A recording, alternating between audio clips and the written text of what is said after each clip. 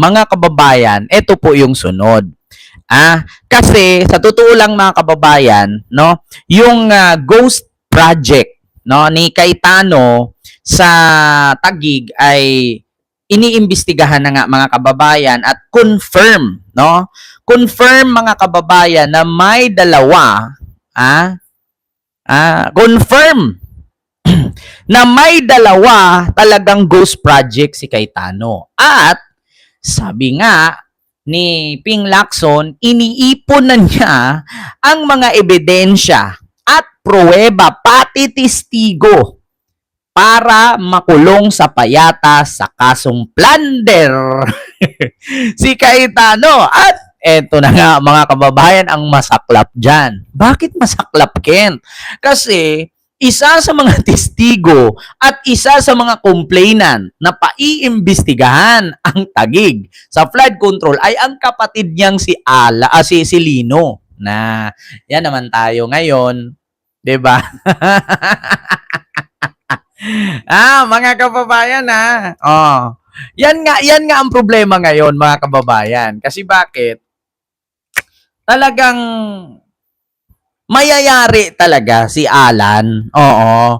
Kasi bakit? Ito ito. Papanood natin mga kababayan. Ekes, punta tayo dito. Ito Umano to a ghost infrastructure project. Na tinuluyan na ni Senador Panfilo Ping Lacson si Senator Alan Peter Cayetano.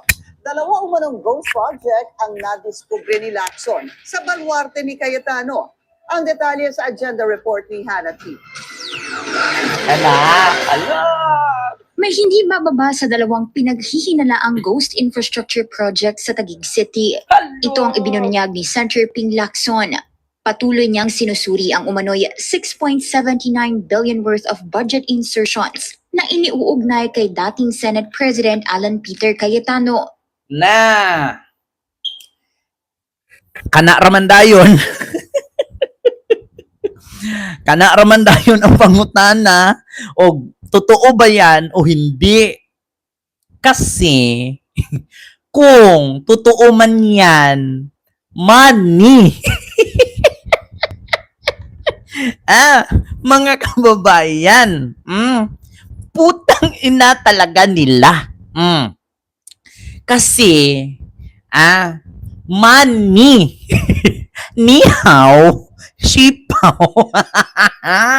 Mga kababayan, kami, hindi kami magnanakaw ng milyon. Kung ang nakawan sa gobyerno, bilyon. Naku, Ginoo ko mga kababayan. Mukhang maniwala na talaga ako kay Sara nito. Hindi kami magnakaw ng milyon kasi ang nakawan sa gobyerno, bilyon. Ginoo ko tabang. Ay, makaanak, mangkuanig di oras. Continue. Naku, Alan Cayetano. Sinabi ko sa'yo. Ipapakulong ka pa naman talaga ni Lacson. Sabi pa naman ni Lacson, alam nyo, nung kakwentuhan ko si Lacson sa panaginip. Nanaginip ako, guys. Sa panaginip ko, si Ping Lacson ang kausap ko, guys. Di po, gibalintian ba ni Mal? Sa panaginip ko, guys, na nipasok din si Lacson sa akong isipan. At samantal, habang nag-inuman kami, tagay kami ni Lacson, sabi ko pa nga sa kanya, Senator, malakas pa ba ang tuhod mo? Sabi baga ni Lacson sa akon. Sabi niya, hina-hina na gid ken. Sabi niya, pero kompleto pa naman bunbunan ko, hindi pa ako kalbo. Sabi ganon. Sabi ko naman, kung malakas-lakas pa pala tuhod mo, Sen, pwede ba gin bilog? Inumin natin, Sen. Sabi niya, ayaw ko gin bilog, Ken. Sabi niya, bakit? Sabi ko, bakit? Sabi niya, pagkatapos inom na to, igit man ta. Tapos makaigit daw kami. Sabi ko, sige, wag na gin bilog. Ano ba gusto mo, Sen? Sabi ba naman sa akin, bahalina daw. Putragis na yan. Sabi sa akin ni Senator Ping Lacson doon sa panaginip ko. Sabi sa akin, Ay, wag ka nang bumili ng gin bilog kasi 20 pa naman isa niyan. Sabi ko, di poga, mahal naman. Sige, maghanap na natin tuba. Sabi ko, di poga. Oh, madaling araw. Sabi ko, maraming mananggiti doon. May mga dalang yung mga dalang sugong. Sabi ko, ganon. Sabi ko, Sen, medyo malawak-lawak mo yung kalupaan mo, Sen. Kaya nga may 400 million kang salin. Malaki-laki yung property mo. Siguro may mga niyog dia. Baka may mga namananggiti dyan sa dolo. Sabi ko, antay ka lang dyan, Sen. Magsindi ka ng karton ng itlog yan para di ka lamukin. Ngayon, hanap ako ng mga namananggiti, di ba? Kayong manguha, mag-harvest ng tuba, madaling araw para di mainit. So, nakasalubong ako, medyo matamis-tamis pa yung tuba niya, hindi pa nalagyan ng tungog, kulay puti pa. Di ba? Ngayon, mga kababayan, eto na nga, mamunit ng series sa Porcilo po. So ngayon, ang nangyari, mga kababayan, eto na, kwentuhan na kami, nakahanap na kutuba. At saka, eto na, inuman kami, sabi ni Ping Lacson sa akin, alam mo ba, Kent, inuman na. Sa unang tagay sa Unasen, sabi ni Ping Lacson, lipong-lipong, nag-go, Kent. Sige, tuloy mo yan, magkwentuhan tayo na mawala yung natin. Mawala yung ating lasing-lasingan. Sabi niya sa akin, alam mo ba, inipon ko na lahat ng aking ebidensya, ipakulong ko talaga si Alan. Sabi ko, bakit? Nagigil ka dyan, Sen? Sabi naman na akin ni Senator Ping Lacson sa panaginip. Sabi niya, di po, galintian yan. Noong naging SP yan, nag-iba mang ihip ng hangin. Oo, simula nung natanggal siya pagka-SP, mukhang hindi na matino ang pang-iisip. Sabing ganon. Pati ba naman yung pinag-ingatan kong apelyido at yung pinaghirapan kong pera, inisyo, ninakaw ko daw. Oo, sabi niya, umanda talaga sa akin yung Petra na yan. Egdan mo, sabi niya sa akin, alam mo ba, Kent, patubo-tubo ng bigote yan para sabihin lalaki, bayot man yan.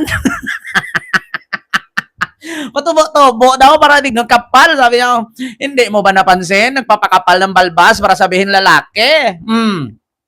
Pero ang katotohanan yan, bayot yan. Sabi, hindi man pala tandaan na mukha siyang lalaki. Hindi naman siya mukhang lalaki. Sabi ko, bakit? Sabi niya, mukha siyang Muslim. Hindi daw mukhang lalaki. So, dapat daw hindi nagpatas ng balbas. Oo. Dapat daw nag-training ng boxing. Para makita ang lalaki talaga. Sabi niya. Akala niya siguro, pag nagpahaba siya ng balbas, mukha siyang lalaki. Tignan, hindi. Oy, mukha siya Muslim. Di poga. Kompleto daw ebidensya. Nasulido daw ebidensya. Sabi ni Senator Ping sa panaginip ko. Sabi ni Senator Ping sa panaginip ko. Sabi niya kompleto yung ebidensya niyan. Ito pa nga, Kent. Si Lino Cayetano. Nakita ko sa panaginip, may conversation sila. Sabi ni Lino, Senator Ping, ayaw nagkabalaka, ayaw nagkahadlok, kay ako na'y bahala, sa ko igsuon, ilaglag ko na. Ginoo ko. Ito, continue natin, Iyon kay Lacson, nakapagdokumento na ang grupo niya ng hindi bababa sa 2 case studies. Nakita ninyo, nakapagdokumento na. Tinuod yun, totoo yun na mga kininto ko sa panaginip. Pansin din umano ang dami ng mga slope protection at drainage project na karamihan ay nagkakahalaga ng tig 100 million. Pinagsama-sama, umaabot ang mga ito sa halagang 2.085 billion. Una nang ibinahagi ni Lacson na ilan sa mga proyektong sinusuri nila ay kinasasangkutan daw ng mga kumpanyang pagmamay-ari ng pamilya Diskaya. Pero ninyo drainage lang? Tag 100 million? Sa madaling salita, imbornal lang yun, imbornal. Imbornal, 100 million. Tapos umabot ng 2 billion. Ngayon, ang tanong, hindi pa rin ba nagbaha sa Taguig? Baha pa rin. Maliban lang sa BGC, kasi sa BGC, malalim yan Parang, alam nyo, sa mga hindi nakakaalam, ang BGC kasi, parang imbodo yan. Ito, explain ko sa inyo kung bakit parang imbodo. Ito, buong BGC, patag yan. Patag. Ngayon, yung ilalim yan, meron yang imbodo. Kung saan yung mga building nakatayo, yung ilalim yan, palalim, tapos nakapatong yung mga building yan. Yung mga drainage yan, pag ganun, paganyan. Mula sa taas, ito, halimbawa, ito yung mga drainage, pailalim. Pag napuno yung ilalim nun, pupunta yun direct sa dagat. Parang flood control sa Japan. Yung Japan, nakapatong lang yan. Yung ilalim yan, may mga bakante yan, malalaking parang mga tunnel yung ilalim yan. Kung magbaha sa kanila, mapuno yun, pero kung sobrang puno na, talagang aapaw, pero bihira lang. Siguro isang buwan pa yung ulan bago aapaw yung Japan. Ganon ang BGC. Para siyang imbudo. Pag napuno na yan, meron siyang, alam mo yung septic tank, kapag napuno, yung umabot na sa kalahati, luluwa na yung tubig, pupunta na yun sa dagat. Ganyan ang BGC, pero hindi po buong Taguig. Kasi actually, yung BGC is part of Makati talaga yan. Kaso nag-agawan nga sila kasi maraming business. Siyempre, pag maraming business, maraming tax, maraming kickback, maraming SOP. Maraming padulas. Kaya nag-agawan sila dyan. Ngayon, naagaw ng Taguig. Actually, ang BGC is part of Makati talaga yan. Ayon sa batas, Taguig daw yan. Di bahala sila sa kanila na. Yan pa ba ating pag-awayan? Hindi man taga-dyan. Ito na, continue na. Biroin nyo 100 million kada imbornal kada botas na imbornal. 100 million at umabot ito ng 2 billion na delikado. At okay lang naman sana kung umabot ng 2 billion. Ang problema, pag sinabi mong diskaya, ibig sabihin palpak. Di ba? Kaya, mga kababayan, ito tandaan natin lagi, kapag diskaya, ang humawak ng proyekto, either tapos, either hindi nagawa, o either palpak. Ganun lang yan, tatlo lang yan. Tapos, hindi nagawa, palpak. So, kapag magluto kayo dyan ng puto, sabihin niyo pag natikoy, sabihin niyo ay, nadiskaya. Nadisgrasya. Buti nga, hindi disgrasya apelido, naging diskaya pa di ba? Pag sinabi mong diskaya, palpak, di tapos, walang nagawa. Continue. Pero ipinatupad ng ibang contractor sa ilalim ng isang 5% royalty scheme. May mga kahalintulad din daw na proyektong naigawad sa Top-Notch Catalyst Builders, isa sa mga kumpanyang binanggit ni PBBM noong nakaraang taon bilang kabilang sa mga nangungunang flood control contractor. Ayon pa kay Lacson, ang mga proyektong ito ay nagsimula pa raw noong 2019 at 2020, panahon na si Cayetano ang speaker ng Kamara. Sabi ni Lacson, ilan umano sa mga depektibong proyekto ang may overlapping spans na pwedeng nagbigay ng pagkakataon para sa umano'y kickbacks. May mga ghost project din umanong tinangkang kumpunihin. Patuloy pa rin nangangalap si Lacson ng mga dokumento at kung narinig ninyo 2019 to 2021 or 2022 na proyekto ni Cayetano noong siya pa ang Senate President. Alam nyo na, mga kababayan 2019 to 2022, proyekto yan ni Cayetano. Na kana ramandayon mga kababayan kay 2019-2022, presidente pa man si Duterte, So, hindi pa talaga makalkal yung nakawan. Nung na-presidente na si BBM noong 2022, nakalkal. Siyempre, balikan yan. Ang sabi pa nga ni Diskaya, in-interview siya ni Bato, so kailan ba talaga kayo nag-umpisang kumita at yumaman at may hawak ng project? Mr. Chair, sa pagkakaalam ko talaga ay 2016 onward. Kaya sabi ni Bato, 2016? Di ba ayusin mo yung sagot mo? Totoo ba talaga 2016? Papitok-pitok yung mata ni Bato Bakit? 2016 sinabi.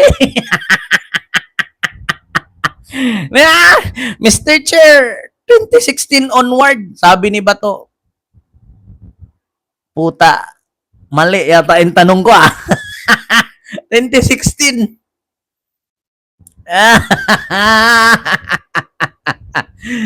Continue. niya mula sa mga informant at testigo. Layunin niya raw mapatunayan ang mga paratang tungkol sa budget insertions at kickbacks. Ayon kay Lacson, sa 70 projects na nakapaloob sa 6.79 billion peso budget insertions sa ilalim ng 2025 national budget, 68 na ang naipatupad habang ang dalawang proyektong nagkakahalaga ng 75 million ay hindi pa nailalabas o hindi pa naoobliga ang pondo. Patay. Hindi raw siya gagawa o mag-iimbento ng ebidensya. Pero dahil sa mga pagkwestiyon umano sa kanyang integridad ni Senator Alan Peter Cayetano, mas pag-iigihan pa niya ang paghahanap ng mga ito. Wala pang opisyal na pahayag si Cayetano tungkol dito sa ngayon. Dati nang sinabi ni Cayetano na tila dumoble raw ang net worth sa SALN ni Lacson. Pero nilinaw ng kapwa niya senador na sa legal at maayos na paraan ito nakuha. Reputation damaging ito para sa dating PNP chief.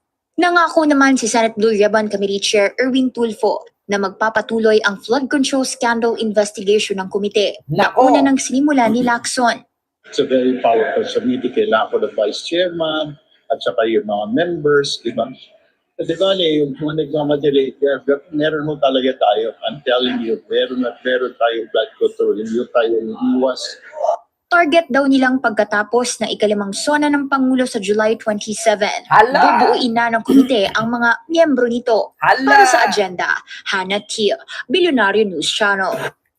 Pagkatapos ng SONA ni PBBM, July 2027, July 27, 2026.